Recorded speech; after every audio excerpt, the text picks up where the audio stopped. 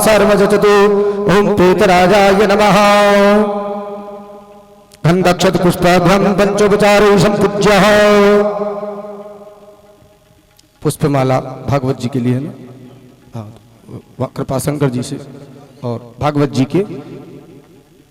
यदुक्ता हे कृष्ण हे यादव हे सखेते अजानतां महिमानस्तभेदं मया प्रमादात् प्रणयेन वापि सच्चिदानन्दरूपाय विश्वोत्पत्त्यादिहेतवे तापत्रय विनाशाय श्रीकृष्णाय वयं नमः। सभी जिन्होंने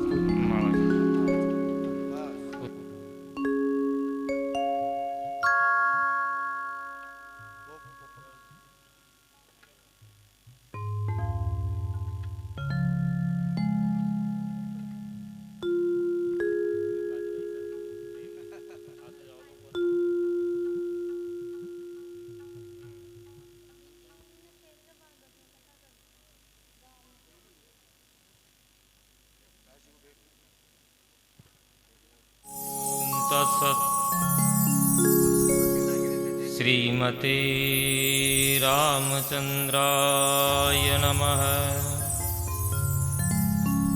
नमः परमहंसास्वादितचरणकमलचिन्मकरन्दाय भक्तजनमानसनिवासाय श्रीरामचन्द्राय नमः। ध्येयं सदा परिभवग्नमभीष्टदोहं तीर्थास्पदं शिवविरञ्चिनुतं शरण्यं भृत्यार्तिहं प्रणतपालभवाब्धिपोतम् वन्दे महापुरुषते चरणारविन्दम्।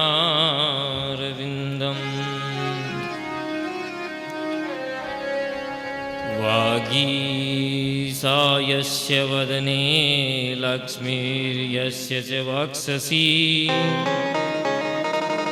यस्यास्ते हृदयं सम्यक् तं नृसिंहमहं भजे।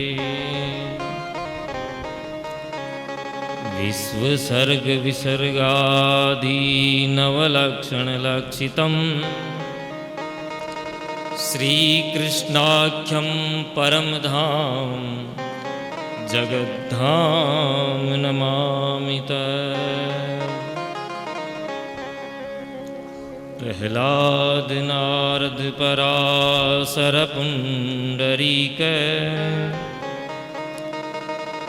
व्यासाम्बरीश शुकशौनक भीष्मदाल्भ्याम्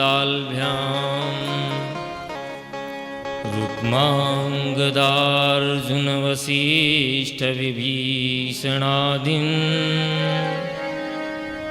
पुण्यानिमान् परमभागवतं स्मरामि। वाञ्छाकल्पतरुभ्यश्च कृपासिन्धुभ्य एव च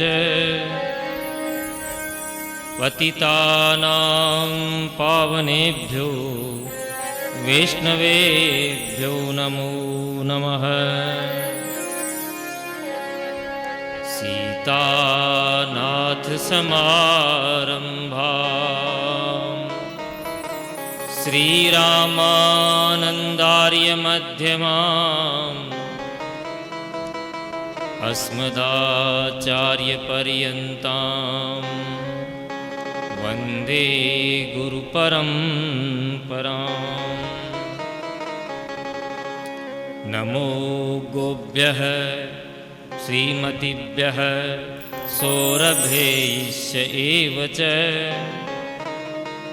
नमो ब्रह्मसुताभ्यश्च पवित्राभ्यो नमो नमः।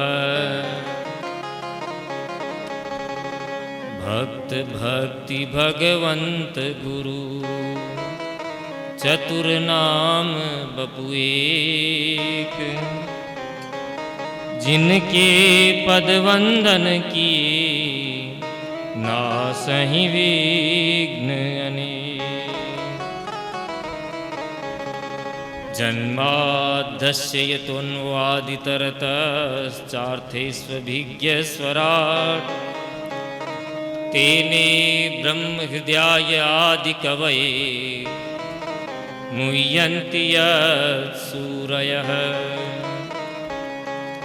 तेजो वारिमृदां यथा विनिमयो यत्र त्रिसर्गो मृषा धाम्ना स्वेन सदा निरस्तकुहकं सत्यं परं धीमहि। धर्म प्रोज्झितकेतवोऽत्र परमो निर्मत्सराणां सतां वेद्यं वास्तवमत्र वस्तु शिवदं तापत्रयोन्मूलनम्।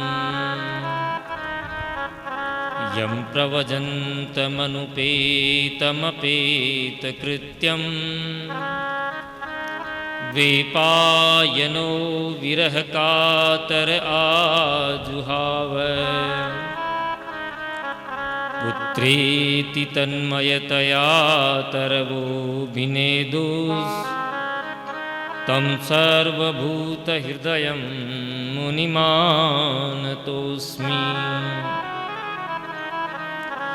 यत्र यत्र रघुनाथकीर्तनं तत्र तत्र कृतमस्तकाञ्जलिं बाष्पवारि परिपूर्णलोचनं मारुतिं नमत राक्षसान्तकम्। वन्दं गुरुपदकञ्ज कृपासिन्धुनररूप हरि महामोहतमपुञ्ज जासु बचन रविकर निकर। जय जय श्री राधारमण जय जय नवल किशोर जय गोपी चित चोर प्रभु जय जय माखन चोर। श्री वृंदावन बिहारी लाल की, श्री राधा गोविंद भगवान की जय, श्री व्यास जी महाराज की जय, श्री सुखदेव जी महाप्रभु की जय, सपरिकर श्रीमद्भागवत महापुराण की जय, गौ माता की जय, भारतवर्ष की जय, गौरी शंकर भगवान की जय, गंगे मैया की जय, यमुने महारानी की जय, सब संतन की जय, सब विप्रन की जय, सब भक्तन की जय, जय जय श्री राधे श्याम। आइए मन और वाणी को पवित्र करने के लिए कुछ क्षण भगवान नाम संकीर्तन। जय जय राधा रमण हरि बोल रे, जय जय राधा रमण हरि बोल। जय जय राधा रमण हरि बोल रे, जय जय राधा रमण हरि बोल। सब गाइए। जय जय राधा रमण हरि बोल रे, जय जय राधा रमण हरि बोल। जय जय राधा रमण प्यारो राधा रमण, जय जय राधा रमण प्यारो राधा रमण, जय जय राधा रमण प्यारो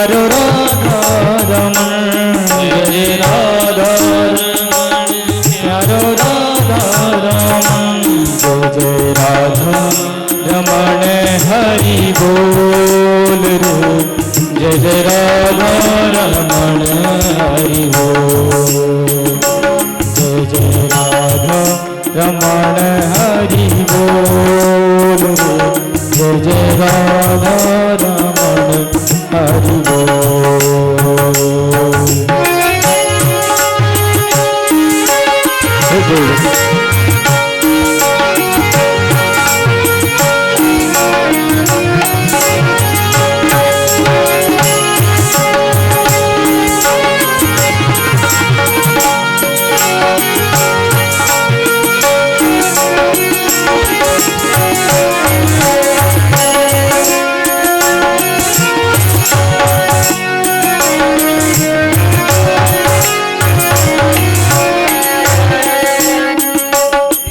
अखियन का जल मृग छोना सो अखियन का जल मृग छोना सो अखियन का जल मृग छोना सो अखियन का जल मृग छोना सो नख बेसर जा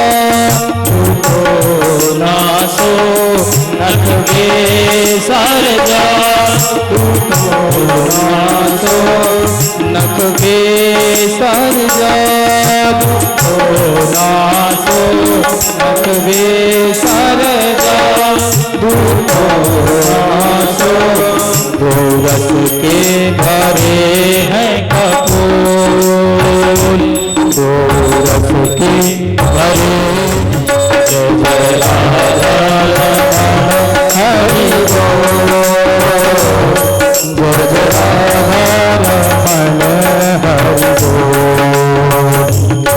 जय जय राधा रमण प्यारो राधा रमण जय जय राधा रमण प्यारो राधा रमण जय जय राधा रमण प्यारो राधा रमण जय जय राधा रमण जय जय राधा रमण हरि बोल जय जय राधा रमण हरि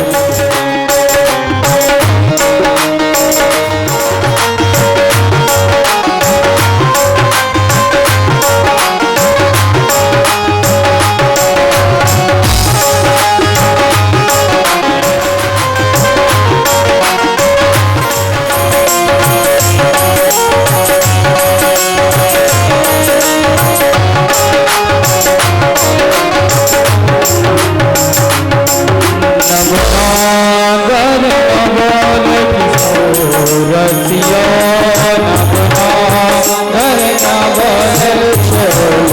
रसिया प्यारो ब्रज को बसिया प्यारो ब्रज को तन मन बसिया कर कालिंदी मोहन किलो जय जय राधा रमण जय जय राधा रमण हरि बोल जय जय राधा जय जय राधा रमण प्यारो राधा रमण जय जय राधा रमण प्यारो राधा रमण जय जय राधा रमण प्यारो राधा रमण जय जय राधा रमण प्यारो राधा रमण जय जय राधा रमण हरि बोल जय जय राधा रमण जय जय राधा रमण हरि बोल जय जय राधा रमण हरि बोल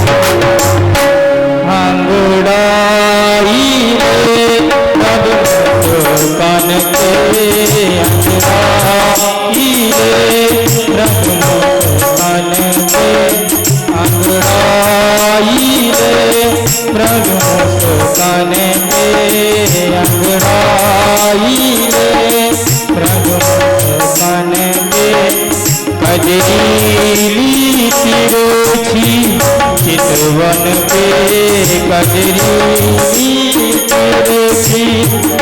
चितवन में सुखदात बितान जय जय राधा रमण जय जय राधा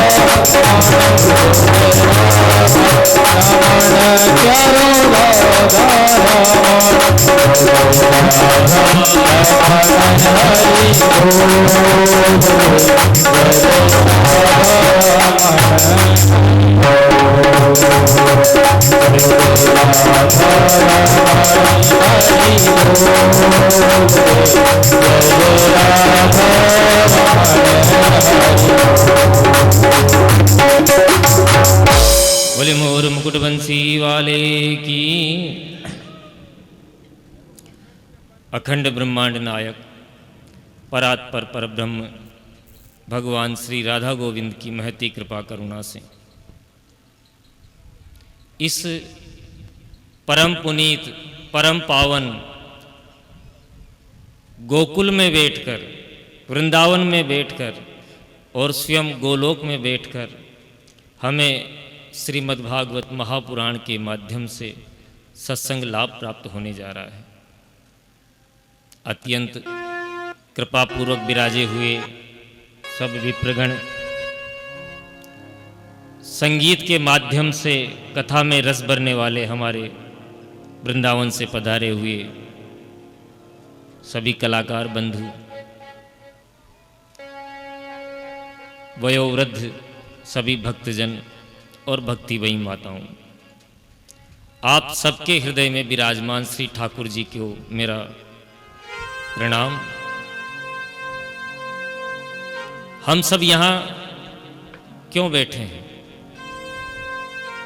सत्संग फल प्राप्त करने के लिए।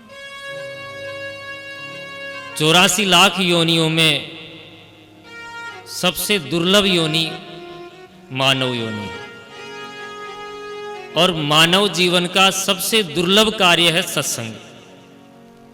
अन्य अन्य कार्य तो फिर भी संभव हो जाते हैं, परंतु सत्संग बहुत दुर्लभ है।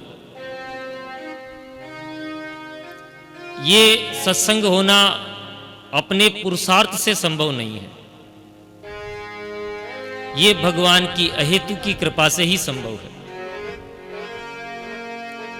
संसार में ऐसा देखा जाता है कि प्रारब्ध अनुकूल हो, भाग्य हमारे अनुकूल हो और प्रारब्ध के अनुकूल ही हमारा पुरुषार्थ हो, तो किसी भी परिस्थिति में किसी भी दुष्प्राप्य वस्तु को प्राप्त किया जा सकता है।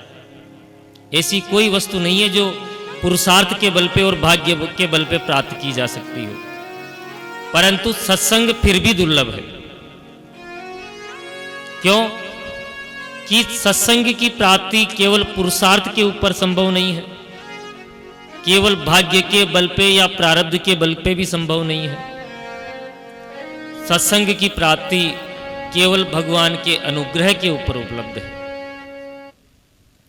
गोस्वामी श्री तुलसीदास जी ने इस संबंध में एक बड़ी सुंदर पंक्ति कही है। सतसंगति दुर्लभ संसारा, निमिष दंड भरी एकौ बारा। संसार में यदि कुछ दुर्लभ है तो वो सत्संग है। सत्संग की प्राप्ति के संबंध में जहां कहीं भी वचन आए हैं तो ये एक बात संपूर्ण रूप से आई है कि ये बिना भगवान की कृपा करुणा के ये सत्संग का लाभ संभव नहीं है। बिनु सत्संग विवेक न होई, राम कृपा बिनु सुलभ न कोई। सच्ची बात यह है कि भगवान जब अपने अंश को देखता है, इस मानव को देखता है कि ये संसार की भवाटवी में उलझा हुआ पड़ा है, संस्कृति के चक्र में उलझे हुए जब जीव को परमात्मा देखता है और जब उस जीव को अपनी तरफ भगवान बुलाना चाहता है तो भगवान ये सत्संग का लाभ उस जीव को प्राप्त कराता है। तब ऐसा सौभाग्य उदित होता है कि व्यक्ति के जीवन में एक क्षण केवल सत्संग का प्राप्त हो। तो भगवान ने हमारे कल्याण के लिए ये संकल्प किया है। ऐसा सुयोग न होता तो आज हम यहां पर विराजे हुए नहीं होते।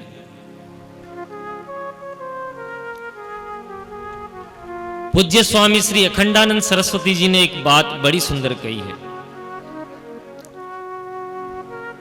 गोपियां गाती है, तव कथामृतम तप्त जीवनम श्रवण मंगलम भूरिदा जना।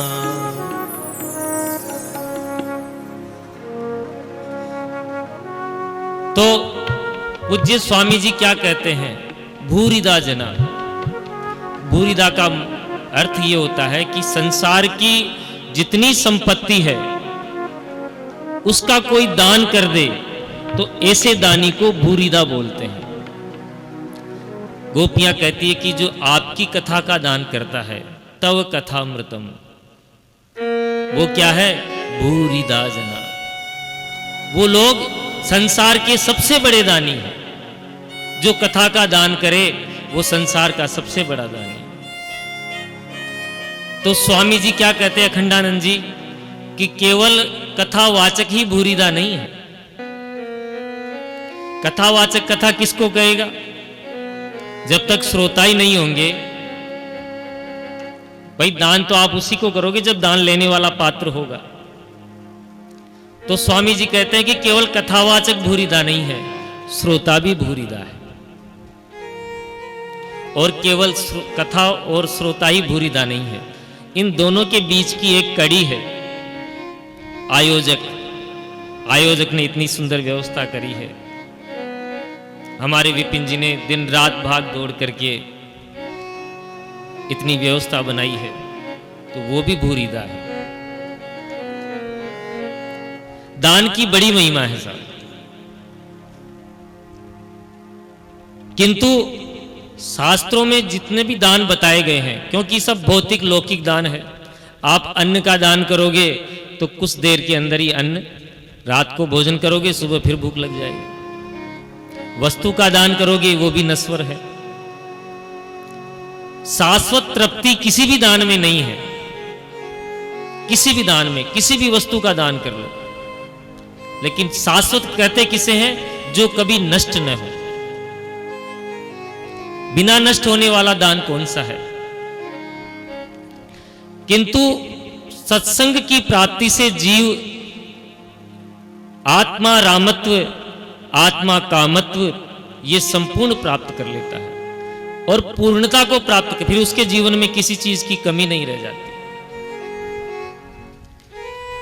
तो वक्ता भी भूरिदा है और श्रोता भी भूरिदा है।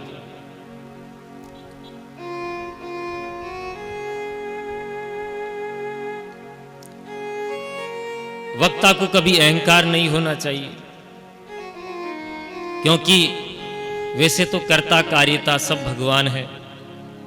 भगवान ही करता है और भगवान ही कार्यता है। जो भी शुभ कर्म हम करते हैं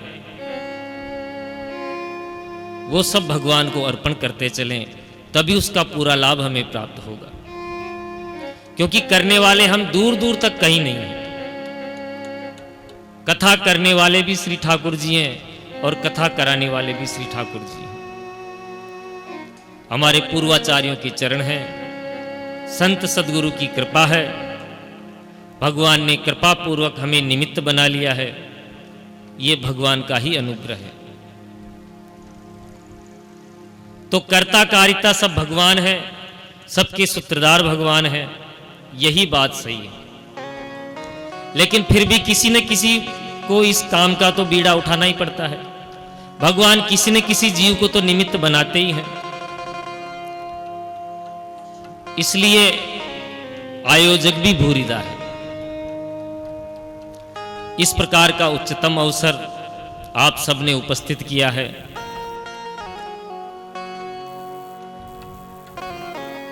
सात दिन की ही कथा है और कथा का समय भी निश्चित है, परंतु भगवान की कथा अनंत है। हरि अनंत, हरि कथा अनंत। भागवत जी अपने आप में एक बहुत गंभीर विषय है।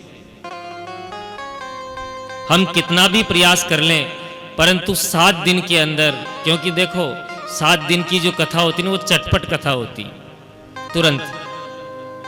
फिर भी प्रयास करेंगे कि संपूर्ण विषय को स्पर्श करते हुए चलें।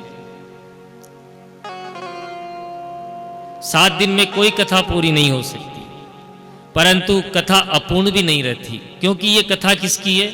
पूर्णमदः पूर्णमिदं पूर्णात् पूर्णमुदच्यते। ये परब्रह्म पूर्ण परमात्मा की कथा तो कभी अपूर्ण रह ही नहीं सकती। तो कथा पूर्ण होती है क्योंकि ये पूर्ण परमात्मा की कथा है। भगवान श्री कृष्ण द्वैपायन वेदव्यास जी ने 17 पुराणों की रचना करी, पंचम वेद महाभारत की रचना करी, फिर भी अपनी कृतियों से संतुष्ट नहीं हुई। अपनी दिव्य दृष्टि से देखा कि कलयुग के कलुषित प्राणियों का कल्याण कैसे हो, तो फिर उन्होंने संपूर्ण शास्त्रों का, संपूर्ण ग्रंथों का सार श्रीमद् भागवत महापुराण के माध्यम से रचना करी।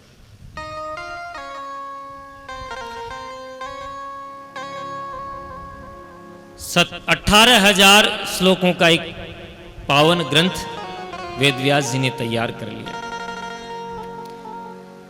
और देखो, कृता की कृति कब पूर्ण होती है? आप लोग ध्यान देना, यदि किसी को लिखने का अभ्यास होता है ना, तो वो लिखना कभी बंद नहीं करता है। व्यास जी ने 17 पुराणों की रचना करी, 5वां वेद महाभारत की रचना करी, 18वीं पुराण श्रीमद् भागवत की रचना करी, लेकिन उसके बाद में एक भी कृति वेदव्यास जी की प्रसिद्ध नहीं है। उन्होंने लिखना बंद कर दिया। क्यों? नहीं तो लिखने वाला कभी लिखना क्यों बंद करेगा? उन्होंने समझ लिया कि मेरी कृतियां पूर्ण हो चुकी हैं।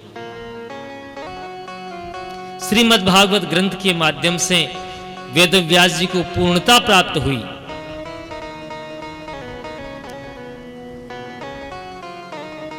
इसलिए ये अत्यंत गंभीर है, और केवल गंभीर ही नहीं है, श्री महाभारत के सूत्र श्रीमद् भागवत में खुलते हैं। अन्य अन्य पुराणों के सूत्र भी हैं जो श्रीमद् भागवत में खुलते हैं। हमको तो कई बार ऐसा लगता है कि भागवत जी को समझने के लिए केवल वेदुष्य विद्वता पर्याप्त नहीं है। केवल विद्वता के माध्यम से श्रीमद् भागवत को नहीं समझा जा सकता। तो इसके लिए भगवान का अनुग्रह होना आवश्यक है, भगवान की कृपा होना आवश्यक है। क्योंकि एक बहुत प्रसिद्ध श्लोक है कि भक्त्या भागवतम विद्या विद्यया न च टीकया। भक्ति हृदय में होगी तो ही भागवत तत्व को समझा जा सकता है। केवल इसकी हिंदी अनुवाद या टीका के बल पर आप भागवत को नहीं समझ सकते। इसका तात्पर्य क्या टीका व्यर्थ है कि नहीं? टीका व्यर्थ नहीं है। विद्यावताम भागवते परीक्षा ये विद्वानों की परीक्षा प्रश्न पत्र है श्रीमद् भागवत। यदि वह विद्वान नहीं होगा तो अर्थ का अनर्थ करेगा। तो विद्वान भी होना चाहिए और भगवान की कृपा अनुग्रह भी होना चाहिए। भागवत का रहस्य बहुत गंभीर है। ये भगवान के आशीर्वाद के बिना हमारी समझ में नहीं आ सकता।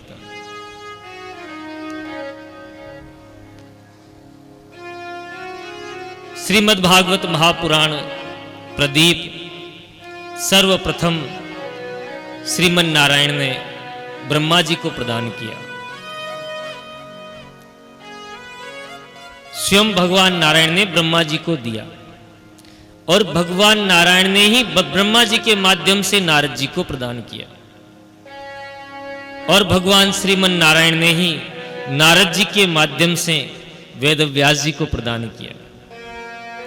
भगवान नारायण ने ही व्यास जी के माध्यम से सुखदेव जी को प्रदान किया और भगवान नारायण ने ही सुखदेव जी के माध्यम से परीक्षित जी को प्रदान किया। यहां एक बात विशेष है, तद्रूपेण यानी भगवान नारायण ने ही ब्रह्मा जी के माध्यम से नारद जी को दिया। तो यहां बार बार श्रीमन नारायण क्यों आ रहा है? यानी देने वाले और लेने वाले दोनों भगवान ही हैं।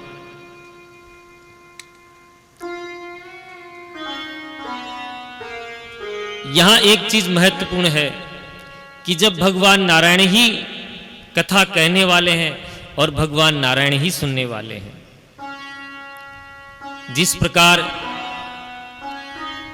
इस माइक के माध्यम से हमारी आवाज दूसरी जगह प्रसारित हो रही है, उसी प्रकार भगवान नारायण की जो ध्वनि है वही आप लोग सब सुन रहे हैं। ये शरीर तो केवल यंत्र है। भगवान इस यंत्र के द्वारा जो कुछ कहलाना चाहे वह कहलाएं और आप लोगों के यंत्र के माध्यम से जो कुछ सुनाना चाहें वह सुनाएं। कर्ता कारिता सब भगवान है।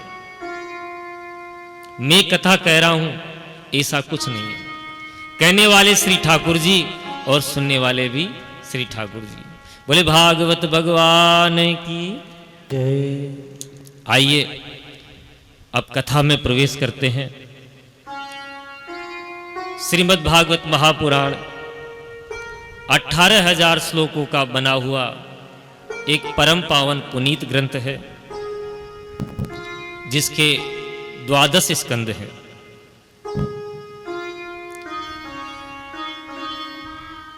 श्रीमद् भागवत का महात्म्य स्कंद पुराण और पद्म पुराण में मिलता है।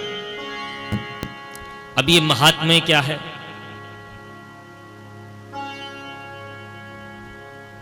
महात्म्य का अर्थ होता है कि जो ग्रंथ आप सुनने जा रहे हैं उसका विषय क्या है, उसमें किस वस्तु का निरूपण हुआ है, किसकी विशेषता है।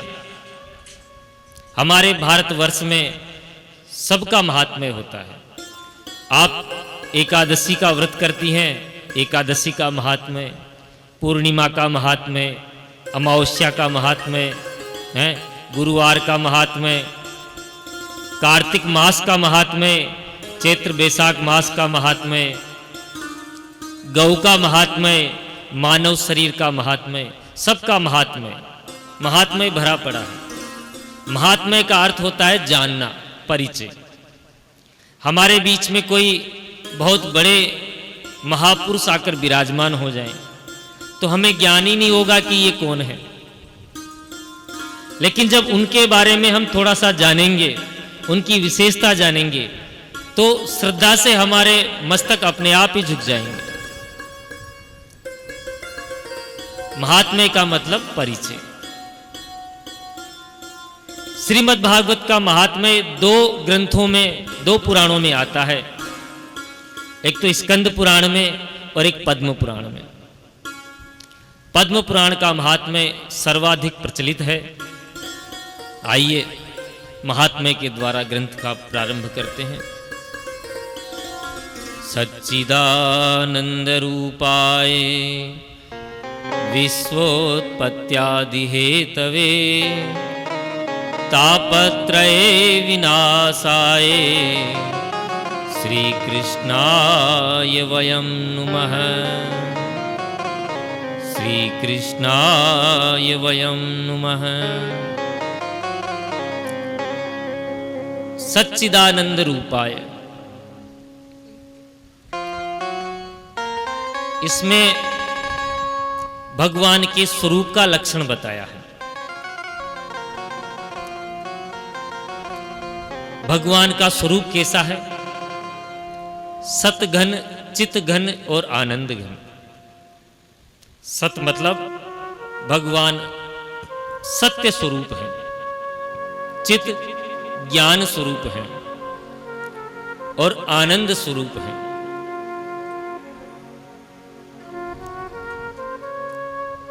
यदि इन तीनों में से किसी एक को कम कर दें तो भगवान का स्वरूप नहीं रह जाएगा।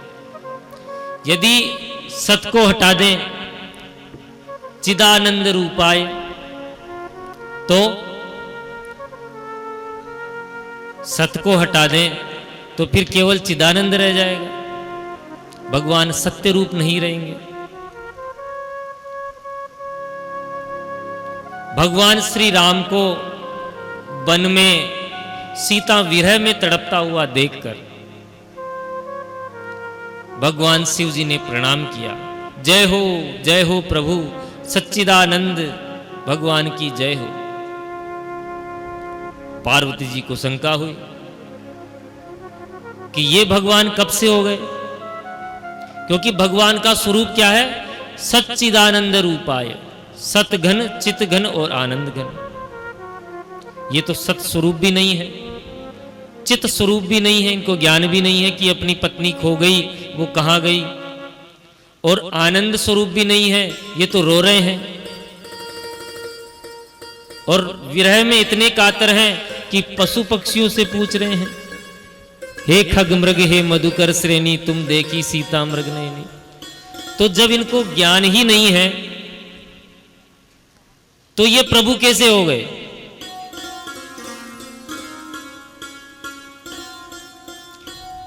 शंकर बाबा बोलते हैं देवी लीला कर रहे हैं, इनको सब ज्ञान है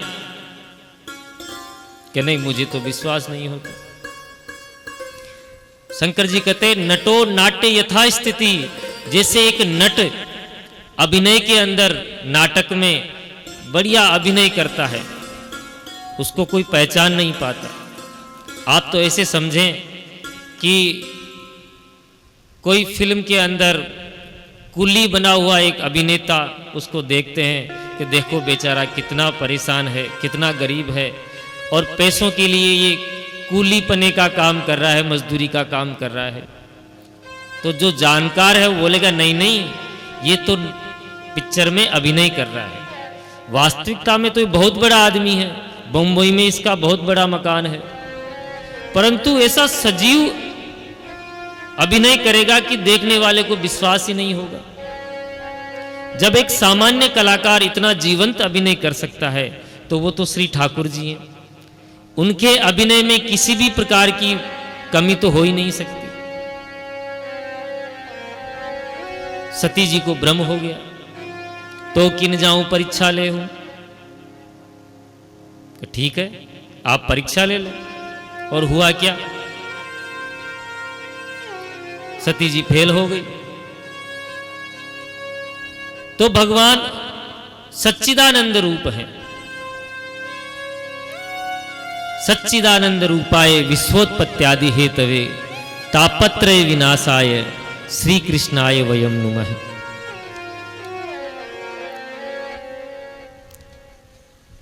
सच्चिदानंद रूपाय, ये भगवान के स्वरूप का लक्षण है। विश्वोत्पत्त्यादि हेतवे, उत्पत्ति, पालन और संहार, इन तीनों के हेतु हैं। भगवान इस जगत की उत्पत्ति भी करते हैं, उसका पालन भी करते हैं, और जब प्रलय काल होती है तो पूरे विश्व को समेटकर दाल भात की तरह भोग भी लगा जाते हैं, अपने पेट में रख लेते हैं। तीनों प्रकार की जो उत्पत्ति, पालन और संहार के हेतु हैं। तापत्रय विनाशाय, 3 तरह के बुखार उनको मिटाने वाले हैं। देखो, बुखार हो गया तो आपने एक गोली ले ली, बुखार मिट गया। फिर दूसरे दिन फिर बुखार हो गया तो फिर गोली ले लेंगे। तो ये आत्यंतिक निवृत्ति नहीं है, यानी हमेशा के लिए आपकी बुखार नहीं मिटी है, कुछ देर के लिए ही आपकी ये बुखार मिटी है। ये जो तापत्रय है, ऐसा दुख दोबारा नहीं आए, तीनों तरह के ताप की निवृत्ति हमेशा के लिए हो जाए। 3 तरह का ताप कौन सा है?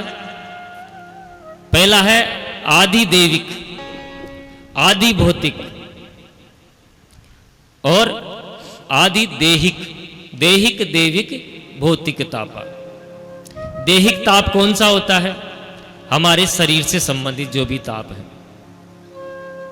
कोई फोड़ा फुंसी हो गई, बुखार हो गई, ये तो शारीरिक ताप हो गया। और मान लो किसी के 80 साल की उम्र में भी महाराज बिल्कुल बढ़िया स्वस्थ रहते हैं, खूब डट के भोजन करते हैं, शरीर भी तगड़ा मोटा है, और इतनी उम्र हो गई आज तक एक इंजेक्शन भी नहीं लगवाया, शरीर पूरी तरह स्वस्थ है। परंतु क्या करें महाराज, जब से छोटे लड़की की शादी करी है, ऐसी बहू आई है कि उगाड़ चौगट्टा घूमती रहती है, और कुछ बोल दो तो कहती है कि थाने में केस करा दूंगी, दहेज प्रताड़ना का धमकी और देती है। तो अंदर ही अंदर टेंशन खाए जा रही है, शरीर बिल्कुल मोटा ताजा अच्छा स्वस्थ है, परंतु मानसिक टेंशन है। हमारे महाराज जी टेंशन का बहुत अच्छा विग्रह करते हैं। टेन मानी 10 और सन मानी सूर्य।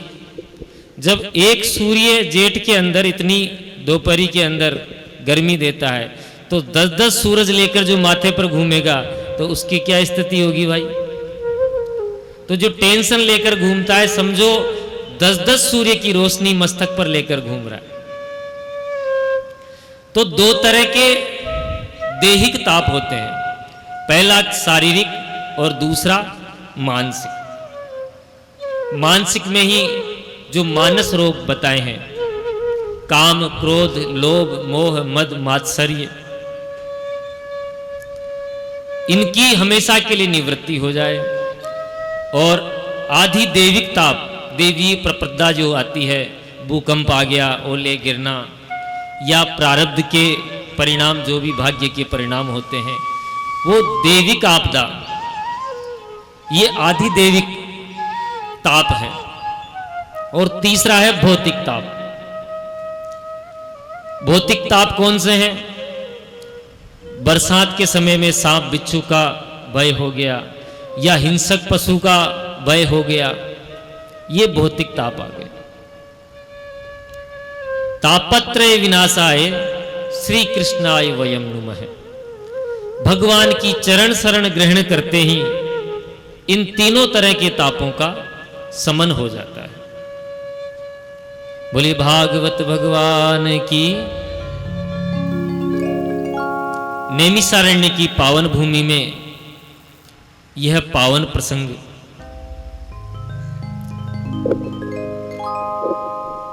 सोनकादि 88,000 ऋषि एकत्रित हुए हैं।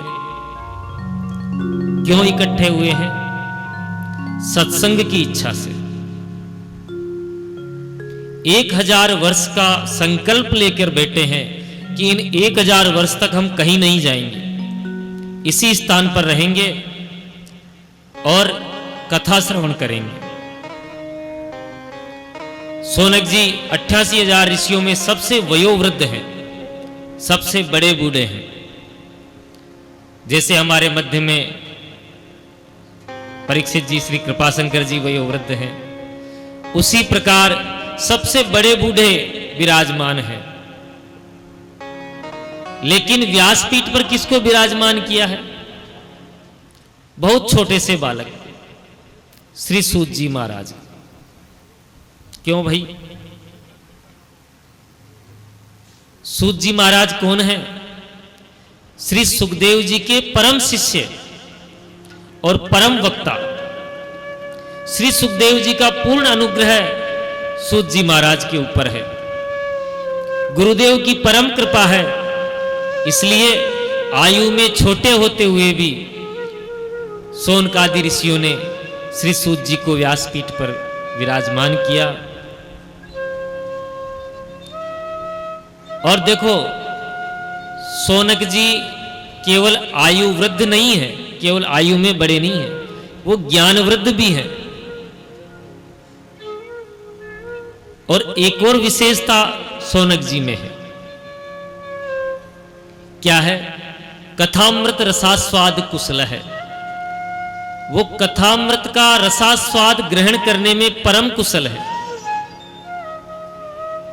जब भी कथा श्रवण करने बैठे तो परम जिज्ञासु होकर बैठना चाहिए। मैं मानता हूं कि आप नित्य कथा श्रवण करते हैं। यहां भी कथाएं, आजकल तो खूब कथाएं हो रही है, और टीवी चैनलों के माध्यम से भी खूब रोज अच्छी अच्छी कथाएं आती है। कथा नित्य सुननी चाहिए, खूब सुननी चाहिए, परंतु जब भी कथा सुनने बैठे तो जिज्ञासु बनकर बैठे, बिल्कुल रिक्त होकर बैठे। आपके लोटे में यदि जल होगा तो खारा पानी लेकर बैठो, चाहे मीठा पानी लेकर बैठो, परंतु उसमें आपको और पानी फिर नहीं प्राप्त होगा जब तक आप अपने पात्र को खाली करके न बैठे। हनुमान जी महाराज सबसे परम कुशल तो हनुमान जी हैं कथा सुनने के लिए। हनुमान जी से अच्छा श्रोता नहीं मिलेगा और हनुमान जी से अच्छा वक्ता भी नहीं मिलेगा।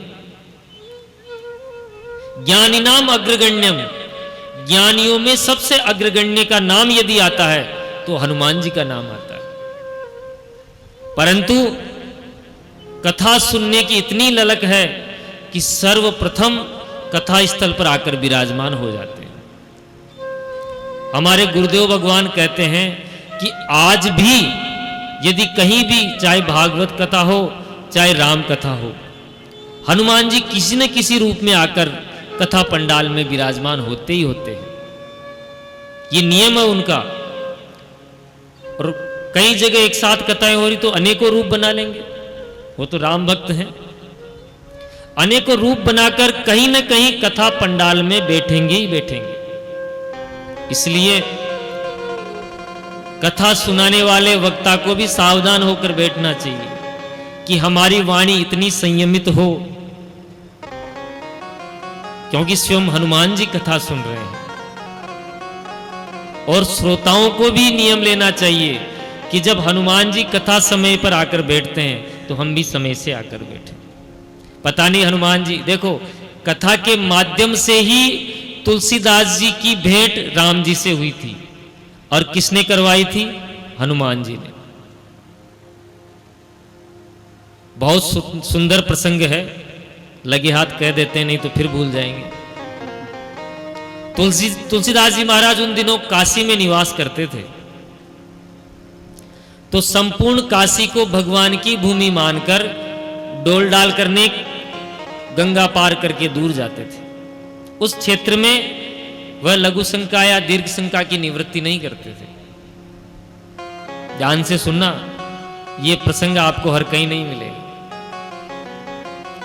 तो तुलसीदास जी जैसे ही डोल डाल करके आते थे तो जो लोटे में जल बचा हुआ है वो एक झाड़ के पेड़ में वापसी में डाल आते थे। ये उनका नित्य का क्रम चलता रहता। उस झाड़ के पेड़ में एक प्रेत निवास करता था, कई वर्षों से रहता था उसमें। बेचारे को आज तक किसी ने पानी नहीं दिया है, और तुलसी चाहे अशुद्ध जल ही डाला हो, वो शुद्ध जल तो था नहीं, अशुद्ध जल था, तो उस अशुद्ध जल के सिंचन से ही उसमें थोड़ी सी चेतना व्याप्त हो गई, थोड़ी शक्ति प्राप्त हो गई प्रेत में। एक दिन तुलसीदास जी जब वापस आ रहे थे तो प्रेत ने शरीर बनाकर प्रणाम किया, जय हो महाराज की जय हो। तो पहले तो तुलसीदास जी थोड़ा घबरा गए। दुबले पतले जीर्ण शीर्ण ब्राह्मण थे, और देखो ब्राह्मण तो पहले घबराता जल्दी है। आप लोग बुरा नहीं मानना महाराज। प्रेत को देखते ही तुलसीदास जी घबरा गए, कुछ संभले कि आपका परिचय कौन है आप? कि महाराज मैं भयंकर योनि में पड़ा हुआ प्रेत हूं। प्रेत हो तो प्रेत ही रहते, बाहर क्यों निकले? कि आपने इतने दिनों मुझे जल पिलाया, उससे मेरा शरीर पुष्ट हुआ, और मुझ में इतनी चेतना आ गई कि आज मैंने ये थोड़ा सा शरीर ले लिया। आज मैं तुमसे बहुत प्रसन्न हूं, मांगो ब्राह्मण क्या मांगते हो? तुलसीदास जी कहते हैं कि भाई मुझे तो और कुछ नहीं चाहिए, राम जी से मिला दो। क्या कहा? मुझे तो राम जी से मिला दो। प्रेत बोला महाराज राम जी से ही मिला सकता तो मैं प्रेत ही क्यों बनता है? मेरा खुद का ही उद्धार हो जाता ना। तुलसीदास जी ने कहा कि भाई जब तू राम से ही नहीं मिला सकता तो और तो कोई मुझे काम है नहीं। तो तुलसीदास जी वहां से चल दिए, भाई तू तेरे हाल में मस्त रहे। कि रुको रुको महाराज, मैं राम से मिला तो नहीं सकता परंतु रास्ता बता सकता हूं। ठीक है, रास्ता ही बता दो कि काशी में फला स्थान पे राम कथा हो रही है, आप वहां पे चले जाओ। और जहां कथा का पंडाल प्रारंभ होता है महाराज जी, जहां कथा का पंडाल प्रारंभ होता है उस कोने में एक कोड़ी बैठा मिलेगा आपको। उसके शरीर से दुर्गंध आती रहेगी, पूरे शरीर पे कोड़ी कोड, मतलब जैसे रोग में से रक्त मवाद बहती है, मक्खियां बिनबिनाती है, बदबू आती है। उस स्थिति में एक कोड़ी आपको कोने पे बैठा मिलेगा, बस उसी के चरण पकड़ लेना, वही हनुमान जी। तुलसीदास जी बोले महाराज बस बस हो गया काम। तुरंत वहां से भागे और जो नियत स्थान था उस नियत स्थान पे पहुंच गए। अभी कथा पूरी नहीं हुई थी। तुलसीदास जी ने अच्छी तरह देखा, निरीक्षण परीक्षण किया और वो कोड़ी नजर आ गया। तुलसीदास जी वहीं बैठ गए। जब कथा पूरी हुई उसके बाद में वह कोड़ी जाने लगा तो ही मार्ग में तुलसीदास जी ने उनके चरण पकड़कर बैठ गए, दंडवत करने लगे और चरण को पकड़कर अच्छी तरह बैठ गए।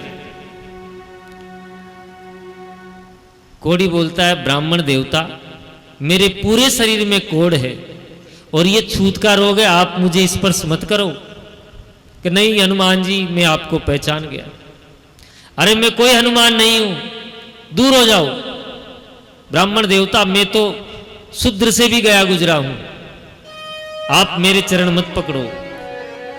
खूब अनुनय विनय की परंतु तुलसीदास जी ने चरण नहीं छोड़े। बोले क्या चाहिए? कि मुझे राम से मिला। हनुमान जी समझ गए कि ये सच्चा भगत है और फिर वहीं पर हनुमान जी ने तुलसीदास जी को शिष्य बनाया, बीजाक्षर मंत्र दिया, दीक्षा दी मंत्र नाम की, और उसी के द्वारा तुलसीदास जी ने श्री राम को प्राप्त हुई। बोले रामचंद्र भगवान की जय। कहने का तात्पर्य यह है कि कथा के माध्यम से ही भगवान मिल सकते हैं।